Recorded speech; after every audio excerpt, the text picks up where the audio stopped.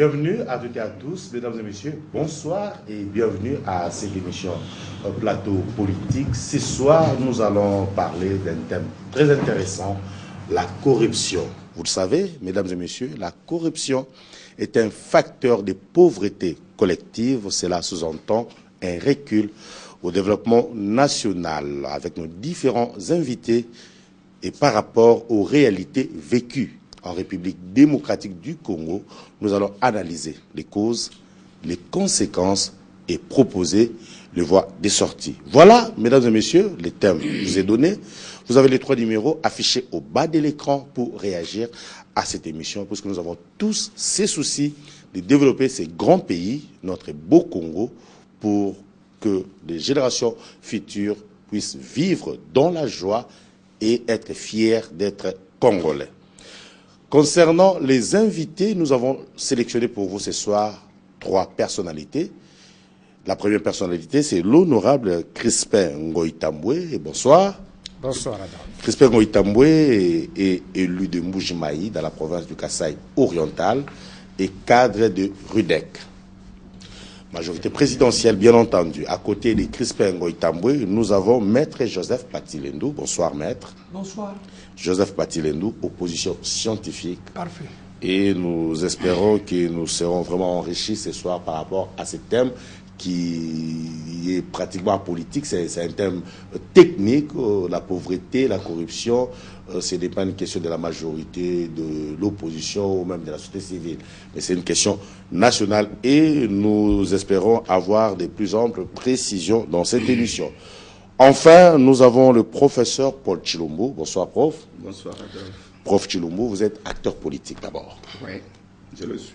Et vous êtes membre de l'UDPS de Etienne Tshisekedi. Absolument. Nous sommes honorés de votre présence sur ce plateau. Côté présentation, Bobette Meto, bonsoir. Bonsoir, Ndeko Adolphe Mbote Nabaimboka. Merci. L'essentiel de l'émission de ce soir en Lingala. Yasolo likambo ya kanyaka bongo na ndenge biso baimboka ya plateau politique tutambusaki makanisi po ya kotala te kanyaka ekozongisa ekolo sima to molongo sima bongo tolobite likambo wana totika boyete esengeli to tambusana na makanisi na bayi politique to bayi mboka ba to luka lolenge kani kanyaka kwa kosila na ekolo Kongo to molongo mobimba yango tolobi lelo penza sete beta manano kambo ya kanyaka na nzela ya kelasi kanyaka na nzela ya biyamba kanyaka na nzela ya bitelo yali mwa mingi penza nzela ya politiko molongo mobimba nzela ya maponomi yango to totele menanu ikambo ya kanyaka. Merci Bobette Beto pour cette précision. Denis Diboko, la corruption, on en parle. Ouais, la corruption, elle est là, elle est dans plusieurs pays d'Afrique, même du monde. La corruption, elle est présente. En RDC aussi, la corruption, elle est là, elle ronge en tout cas ce pays. Que de fois on a vu des motions retirées à l'Assemblée nationale, que de fois nous avons vu des routes construites, asphaltées, mais quelques temps après, les routes n'existaient plus. Que des fois, on a vu des opérations arrêtées à mi-chemin, des constructions de routes arrêtées à mi-chemin, et pourtant les fonds ont été bel et bien décaissés. Eh bien, nous allons en parler avec nos invités ici pour comprendre un peu, pour suivre un peu le circuit des dispositions de ces fonds, comment ces fonds n'arrivent pas au bout, en tout cas de leur course, de leur cursus. Non seulement les fonds n'arrivent pas au bout, mais aussi les détournés ne sont pas inquiétés dans la plupart des cas. Voilà, mesdames et messieurs, comme je vous l'avais dit tout au début de cette émission, nous parlons de la corruption.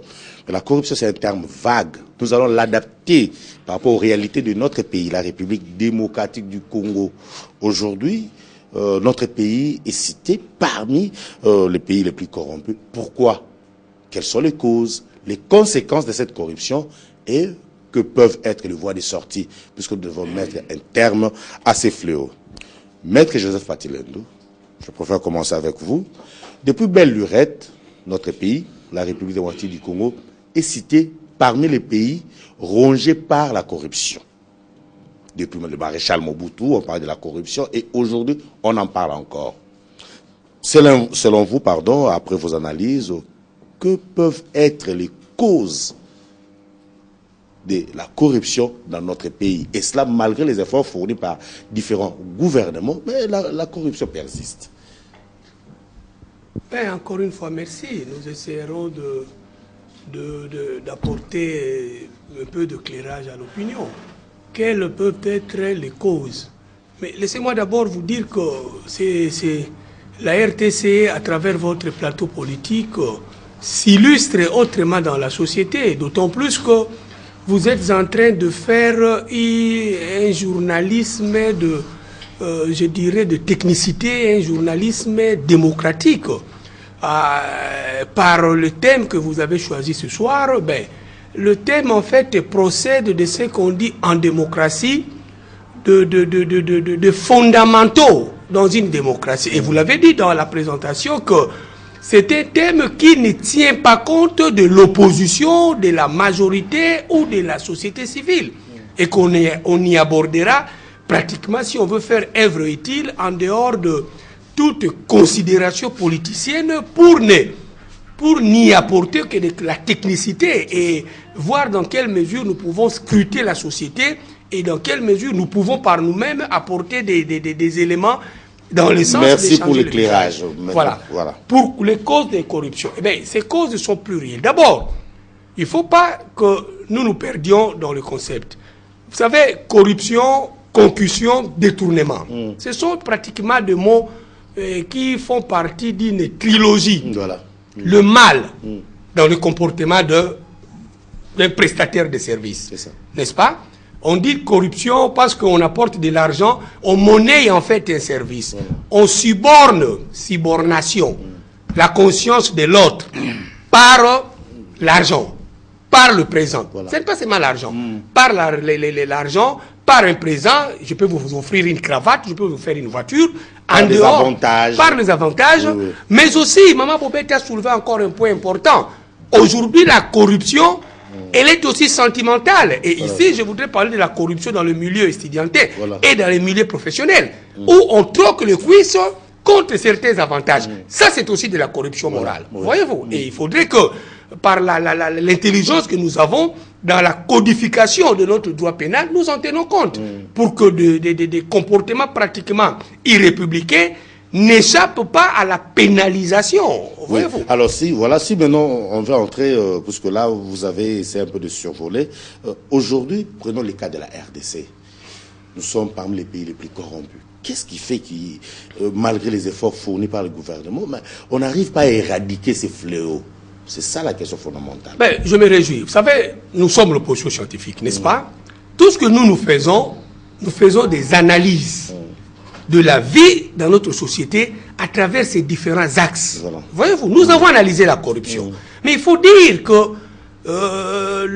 l'approche que nous prenons ne nous fait pas avancer. On peut beau clamer, nous luttons contre la corruption, mais d'abord nous devons définir, nous devons nous mettre d'accord sur ce que nous entendons par corruption. Ça c'est de deux. La corruption que nous avons définie, c'est quoi? Voyez-vous? Et quels sont le mécanisme que nous mettons sur pied pour éradiquer la corruption? Mais très souvent, eh bien, vous avez la malaria, on vous donne de l'aspirine. Mais il va de soi que l'aspirine ne va pas se résoudre la malaria. C'est là où il y a les problèmes dans ces pays. Nous allons l'aborder si vous voulez. Prof Tshilombo, la corruption dans notre pays. Vous avez analysé ces fléaux et vous êtes dans le monde politique. Vous êtes parmi les acteurs politiques. Dernièrement, d'ailleurs, vous avez fait une comparaison par rapport à la construction du boulevard Triomphal, l'œuvre de M. Laurent Désiré Kabila, et le boulevard du cinquantenaire qui a coûté 20 millions de dollars. Pour vous, qu'est-ce qui fait que la corruption persiste dans notre pays? D'abord, merci Adolphe pour votre invitation. D'entrée des jeux, d'abord je salue Maître Patilendo et l'honorable Crispin. D'entrée des jeux, je crois que le thème de notre débat d'aujourd'hui, parce que quand vous parlez de la corruption, moi j'entends ça dans un sens plus large, pas dans un sens scientifique comme l'a défini Maître Pati, parce que pour moi, lorsque vous détournez les deniers publics, ça fait partie de la corruption. Parfait. Vous comprenez? Donc, ça c'est de 1, de 2. Je ne suis pas d'accord que ce débat pourra être nécessairement un débat scientifique, comme l'a dit Maître Paty, parce que les gens les plus corrompus sont des politiques dans notre pays. Alors comment voudriez-vous que ceux-là même qui sont à la base de la corruption, nous allons faire un débat scientifique, ça va intéresser personne. Vous comprenez? Parce que les acteurs de la corruption sont en premier lieu les politiques. La misère qui ronge notre communauté, notre population, a pour cause la corruption, le détournement des deniers publics. Parmi les causes, bien entendu. Oh, la cause la plus principale. Je vais vous le démontrer. C'est la cause la plus principale. Voilà. Parce que je veux commencer un peu par l'histoire. Je ne serai pas long. Je vous en prie. Nous avons connu le père de l'indépendance. C'est vrai qu'ils avaient une certaine moralité. Le maréchal Mobutu, il vient, il prend le pouvoir. En 71, il fait la zaïanisation. Il prend les biens d'autrui, il donne à ses amis, sa famille, etc. Le problème de la République démocratique du Congo commence par là. S'il vous plaît, professeur, je verrai par rapport à ce concept de zaïréanisation. Là aussi, il y a un problème. Une fois j'ai suivi le maréchal, il y a même l'interview qui passe. Quand le maréchal parlait des zaïréanisations, c'était une manière pour lui, d'après le maréchal, que les Aïrois se prennent en charge, parce qu'ils trouvaient ça anormal qu'un étranger vient, investit, vend et vit des recettes que les Congolais aux Aïrois à l'époque étaient incapables de les faire. Raison pour laquelle il a fait la zaïréanisation. Mais malheureusement, cela était mal compris par ses proches. Donc ce n'est pas lui qui a l'origine de cela. Non, mais vous savez, c'était juste une parenthèse que je voudrais faire rapidement. Oui, moi je parle des faits. Voilà. Vous parlez des discours des politiciens. Je vous en prie. Chez nous, quand on dit politicien, c'est-à-dire un menteur. Parce que je parle de faits. Il a pris les biens d'autrui, il a donné à ses amis. Voilà. Le reste, là, c'est du blabla. Voilà. Et notre malheur a commencé. Puis vint le clan autour du maréchal. Il y a eu beaucoup de clans. Les clans Kengo, les clans Bemba, les clans... Tous ces gens-là qui ont instauré, à l'époque du maréchal déjà, un système de corruption et de détournement des deniers publics en toute impunité. Et vous imaginez, à l'époque du maréchal Mobutu, on estimait sa fortune personnelle à plus de 4 milliards de dollars. Mais les clans autour de Mobutu étaient plus riches que Mobutu. C'est-à-dire, si vous prenez l'argent des Kengo, des Seti, des Bemba, de tous ces dignitaires, ils avaient beaucoup d'argent qu'ils ont puisé dans la caisse de l'État. Et puis, c'est en cela même que c'est justifié le sens du combat et la formation de l'UDPS. Parce qu'il y avait des parlementaires qui ont trouvé que ce n'était pas normal. Non seulement il y avait la dictature, mais il y avait une corruption telle que le peuple ne se retrouvait plus. Et c'est en cela, les 13 parlementaires ont écrit, ont fait la lettre de 52 pages pour dire au maréchal, non, nous sommes en train d'aller vers une totale dérive. Ainsi, le combat a commencé et nous sommes arrivés dans les années 90. 90, avec la transition, avec tout ce que nous avons connu, l'UDPS, Etienne Tshisekedi, avait suscité un certain espoir. Parce qu'il faut le dire. On risque de s'écarter. On ne s'écarte pas. On parle de la corruption. J'arrive. Lorsqu'on nomme, il n'était pas nommé, on vote Etienne Tshisekedi comme Premier ministre à la conférence nationale. La première décision qu'il avait prise... La démonétisation. Non. Que tous ceux qui ont les biens de l'État, véhicules, meubles, immeubles, restitués à l'État. C'était le premier acte que Tshisekedi avait posé. Oui, mais même quand Laurent Désiré Kabila est arrivé, oui, mais justement, c'est très important parce que vous comprendrez pourquoi on n'arrive pas à éradiquer la corruption, parce que c'est un problème. Jusque-là, je voudrais d'abord qu'on puisse identifier les causes. Oui, mais pour vous, professeur, quelles sont les causes de manière synthétique? Les causes, c'est la faillite de l'État. Voilà. C'est la faillite de l'élite politique. Oui. L'impunité. Une justice aux ordres. Vous comprenez les causes. Lorsque quelqu'un peut détourner, je vais vous donner juste un exemple, je ne m'acharne pas sur les champs. C'est juste les exemples que tout le monde connaît. Vous regardez la télé, vous suivez quelqu'un de la majorité présidentielle, il passe pour dire que tel Premier ministre, il a détourné beaucoup d'argent, il a 114 immeubles. N'est-ce pas? Au vu et au su de tout le monde. Mais dans ce pays, nous avons le procureur général de la République. Dans ce pays, il y a des juges. Dans ce pays, il y a même le président de la République. Il y a les services de sécurité. Et tous ces gens qui détournent cet argent, ils vivent paisiblement en toute impunité. C'est pourquoi je dis, le problème d'abord, c'est le problème de la faillite de l'État. Ceux qui gouvernent ne sont pas en mesure d'arrêter cette gangrène. Si j'ai donné l'exemple de Tshisekedi, parce que je termine par là, je voulais aussi donner l'exemple de Laurent Désiré Kabila.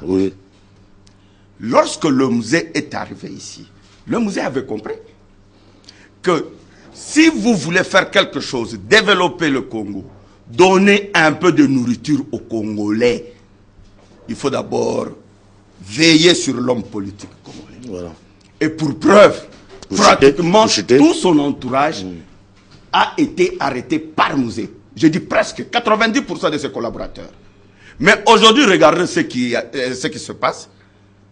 Plus personne n'est plus jamais arrêté depuis que Musée est mort avec son cabinet. Mais le président de la République, Joseph Kabila, avait annoncé l'ouverture de ports de prison pour... Mais je dis, c'est du verbiage. Je vous en prie. C'est du verbiage. Je vous en prie. Honorable Crispin Ngoïtamboué, jusque-là, nous avons identifié 3 causes, d'après professeur Tshilombo: faillite de l'État, impunité, l'injustice. Et d'après le prof, cela est entretenu par votre famille politique. Donc il y a faiblesse au niveau de l'État, il y a injustice, et cela ne permet pas qu'on puisse arrêter ou éradiquer ces fléaux. Merci beaucoup, Adolphe, d'abord pour l'invitation. Et ce thème que nous allons développer aujourd'hui est d'une importance capitale. Le maître Patilendo l'a souhaité scientifique, mais le professeur Tshilombo le souhaite politique. Je crois que si nous allons de la manière dont le professeur Tshilombo est en train d'aborder l'affaire, nous allons continuer à tournoyer et ça ne va pas partir. Il faudrait qu'on comprenne d'abord qu'est-ce que c'est la corruption. Là, on l'a défini déjà. Non. La manière dont vous l'avez défini, ça n'engage que vous-même. Ah, vous avez une autre définition? Pour moi, la corruption, c'est quoi? Pour moi, la corruption, c'est le détournement de la conscience. C'est-à-dire quelqu'un a une conscience normale et on le détourne de cette conscience normale. C'est la définition donnée. Par des présents, par des cadeaux. Et cette personne a une charge morale. Soyez convaincus que tous ceux qui ont connu la corruption, ils ont une charge morale jusqu'à la fin de leur vie. Maintenant, d'où vient la corruption dans notre pays? Bien sûr que la corruption est mondiale. Partout qu'il y a l'homme, la corruption est là. Mais parlons maintenant de notre pays. D'où vient la corruption dans notre pays? La corruption dans notre pays a eu ses origines dans la colonisation. Lorsque la Belgique est arrivée ici, en 1889, 5, 6, bon. La Belgique s'est occupée beaucoup plus de l'exploitation. Ne s'est pas occupée à la formation de l'homme. Imaginez-vous que c'est vers les années 54 qu'ils vont penser à la formation des cadres en créant l'université Lovanium. Vers 54. Après combien d'années? Et les Belges, ils ont conservé le peuple congolais de l'époque au grade de collaborateurs. Et ces gens ne pouvaient pas accéder à des décisions. C'est ainsi qu'ils ont introduit même les programmes de formation qui ne pouvaient pas amener à l'esprit critique. Mais ça pouvait seulement amener à la collaboration, au paternalisme. Venir devant le Belge, papa, maman, un point, un trait. Maintenant, quand l'indépendance est arrivée, d'une manière brusque. Vous vous souvenez de la parole qui disait, devant l'ouragan de l'histoire, mûr ou pas mûr, les fruits tombent. L'indépendance est arrivée d'une manière brusque. Et là, entre parenthèses, dans l'armée, tous les Noirs étaient des sous-officiers. On ne pouvait pas avoir des officiers. Laissez-moi terminer. Lorsque l'indépendance est arrivée, le Belge était obligé de partir et les Congolais devraient prendre la place de Belges. Ils vont prendre la place des Belges avec quel niveau d'instruction? Oui. Voilà là où les problèmes commencent. S'il vous plaît, honorable. Mesdames et messieurs, là déjà, je signale l'arrivée de Norbert Yabayamba. Il est arrivé en retard, mais il va nous rejoindre sur ces plateaux.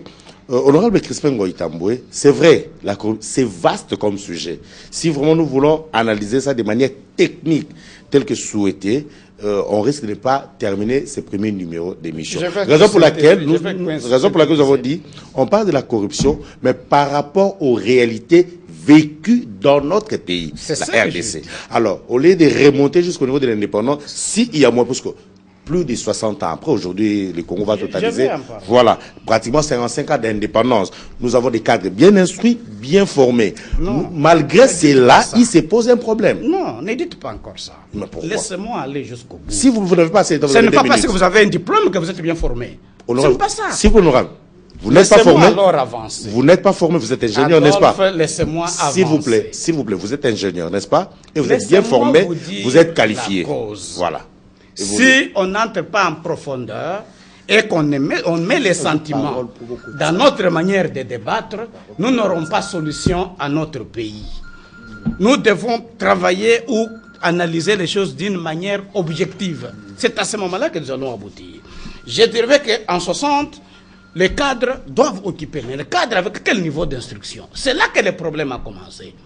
Les gens devraient devenir qui directeur général, qui ministre, qui patati patata. Automatiquement, l'envie est née dans les têtes de ceux qui ont dirigé le pays pendant ce temps-là. Ce qu'ils devraient faire. L'envie était automatiquement née. Pourquoi? Puisque on voulait accéder à des postes sans avoir la compétence, sans avoir l'expérience, sans en avoir la connaissance. Okay. Et pour y arriver en ce moment-là, il fallait voir celui qui était à la tête. Il fallait se faire beau devant celui qui était à la tête. La corruption a commencé. C'est à ce moment-là qu'il fallait aller voir Lumumba, il fallait aller voir Kassavubu. Mais il fallait avoir des moyens pour corrompre. Non, laissez-moi. Les moyens pour corrompre, il y en a.